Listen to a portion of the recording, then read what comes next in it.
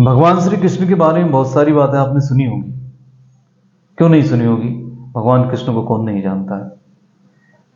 लेकिन भगवान कृष्ण के बारे में जो बातें मैं आपको बताने जा रहा हूं, वो बातें निश्चित ही आपने नहीं सुनी होगी।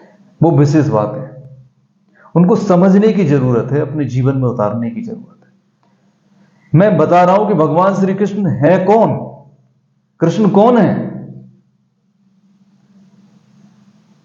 सारी द्वारिका का वैभव जिनके पास है, भगवान श्री कृष्ण द्वारिकाधीश है। उसके बाद उनका मित्र सुदामा है, एक गरीब भिक्षुक ब्राह्मण भगवान का मित्र। कुछ समझा आपने? मित्रता में संपत्ति बीच में नहीं आनी चाहिए, गरीबी अमीरी का फर्क बीच में नहीं आना चाहिए। मित्र है तो है, वो गरीब है तो मित्र है, वो धनाढ्य है धनवान है तो मित्र है। फिर हम देखें, भगवान के पास सुदर्शन है, उससे बड़ा कोई अस्त्र संसार में नहीं। लेकिन उसके बाद भी भगवान श्री कृष्ण 100 गाली शिशुपाल की सुनते हैं, 99 बार शिशुपाल को भगवान श्री कृष्ण क्षमा कर देते हैं।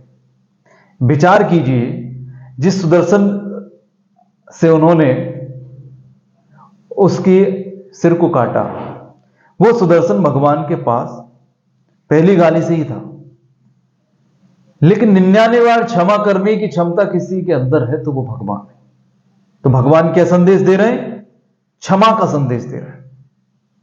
क्षमा करो, समर्थवान होते हुए भी, शक्तिमान होते हुए भी दया करो। फिर महाभारत युद्ध में आप आ जाएं तो भगवान श्री कृष्ण क्या करते हैं? भगवान अर्जुन के सारथी बनते हैं। अर्जुन का सारथी बनना भगवान चुनते हैं। कहां तीनों लोगों के स्वामी, कहां द्वारिकाधीश, और कहां एक छोटे से सारथी का काम उन्होंने लिया। तो यहां भगवान यह संदेश हमें देना चाहते हैं कि कोई भी जो काम आप करते हैं, वो काम छोटा या बड़ा नहीं होता। आपकी सोच छोटी या बड़ी होती है। और एक बात जो मुझे बहुत प्रिय लगती है कि भगवान के हाथ में सुदर्शन भी है और भगवान के हाथ में मुरली भी है। लेकिन कहीं किसी मंदिर में भगवान के चित्र में हम देखते हैं, भगवान की तस्वीरें आज हम देखते हैं, कहीं भी आपने अगर देखा हो तो वो मुरली हुए दिखाई देते हैं। हां, अब्बा स्वरूप कुछ जगह उनके हाथ में सुदर्शन दिखाई देगा, लेकिन वो मुरली। तो भगवान यहां पर प्रेम का संदेश दे रहे हैं।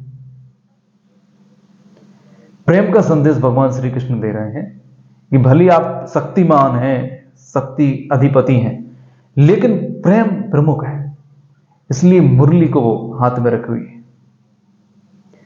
दूसरी चीज, जीवन हो या मृत्यु का समय हो, उसको आनंद से, हर्ष के साथ जियो। भगवान महाविष्धर कालिया नाग के फन के ऊपर नृत्य करते हैं। क्या संदेश दे रहे हैं? मृत्यु हो या जीवन हो, आनंद में रहो। ये जीवन तो एक दिन चले ही जाना है, इस शरीर तो चले ही जाना है, इसलिए डर कैसा, निडर रहो। ये भगवान की चरित्रगत विशेषताएं हैं जो मुझे बहुत प्रिय है। शायद ही किसी ने इन बातों पर ध्यान दिया हो, लेकिन आज के समाज में इन बातों को अपनाकर हम जीवन में बड़े ऊंचे लक्ष्य हासिल कर सकते हैं। हम जीवन को पूर्णता से जी सकते हैं। भगवान यही संदेश देने के लिए आते हैं। धन्यवाद।